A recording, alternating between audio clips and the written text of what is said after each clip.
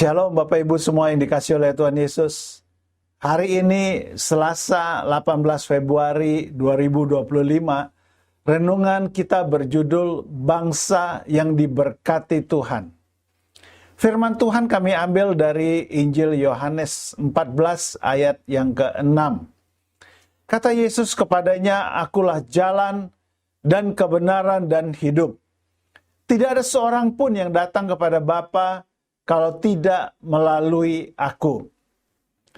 Tidak berlebihan jika saya menulis bahwa Israel adalah sebuah negara demokratis satu-satunya di Timur Tengah yang memberi kesempatan luas pada semua orang dari berbagai latar belakang untuk ikut membentuk, membangun, dan berkontribusi bagi sebuah negara dan di semua lini jabatan tinggi negara.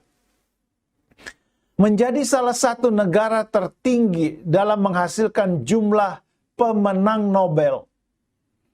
Walaupun negeri ini kecil, tetapi punya startup tertinggi per kapita di dunia yang berasal dari pelatihan wajib militer mahasiswa yang berlanjut pada kemampuan khusus mereka, sehingga disebut startup nation karena sangat inovatif.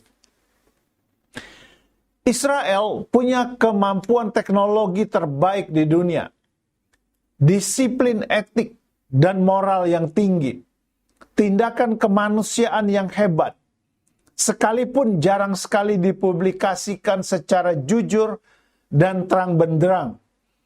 Negara dengan aturan yang sangat tinggi, baik saat perang maupun damai.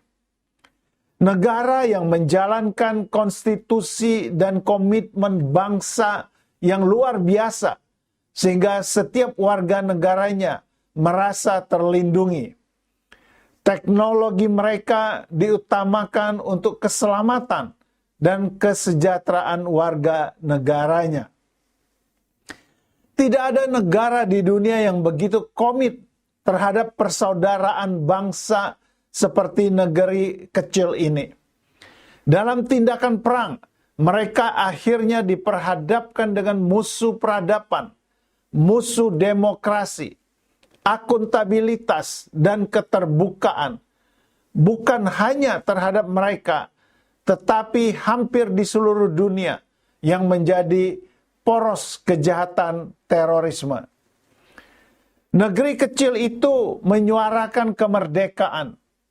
Tiba-tiba saja negeri kecil ini menjadi pusat penyadaran bahwa orang bisa membuat pilihan yang lebih baik, demokratis, dan merdeka. Sementara negara-negara lain membiarkan dan tidak berani ikut campur, karena negara kecil ini dapat bertindak tanpa ragu sedikit pun juga. Teori dan praktik perangnya akan menjadi buku panduan tentang perang etis dan diplomatis di tingkat dunia. Perwakilan negara kecil ini sangat menguasai bahan yang akan mereka presentasikan. Sangat berwibawa dan berani. Cara mereka menyusun argumen, menggunakan visual dan bahan, serta laporan hasil intelijen terbaru, sulit terbantahkan. Tiba-tiba saya terhenyak. Bangsa yang begitu diberkati oleh Tuhan, tetapi pada kenyataannya masih banyak yang belum menerima Yesus sebagai Mesias yang dijanjikan oleh Bapa. Memang ada sebagian kecil yang sudah mengakui Yesus sebagai Mesias yang dijanjikan. Kelompok ini disebut sebagai Yahudi Mesianik.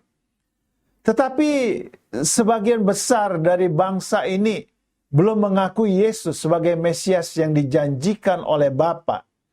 Bahkan tidak sedikit yang sudah tidak mempercayai adanya Tuhan. Oleh karena itu, saya mengajak kita semua berdoa untuk mereka. Kita mohon agar Tuhan menjamah dan membuka mata rohani mereka, agar mereka dapat melihat kebenaran di dalam diri Yesus.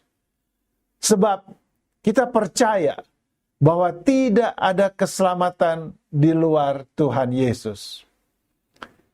Kata-kata bijak hari ini, tidak ada yang mustahil. Juga pada akhirnya, Israel pun akan diselamatkan. Mari Bapak Ibu, kita mengakhiri renungan kita hari ini dengan doa bersama-sama.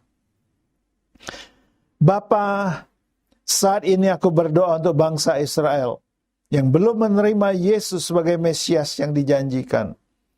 Singkapkan kebenaran ini bagi mereka. Dalam nama Tuhan Yesus. Amin. Bapak Ibu, mari kita terus doakan buat kesejahteraan Israel. Agar semua mereka pada akhirnya percaya kepada Yesus sebagai Mesias yang dijanjikan oleh Allah Bapa. Selamat beraktivitas. Tuhan Yesus memberkati Bapak Ibu semua. Haleluya. Amin.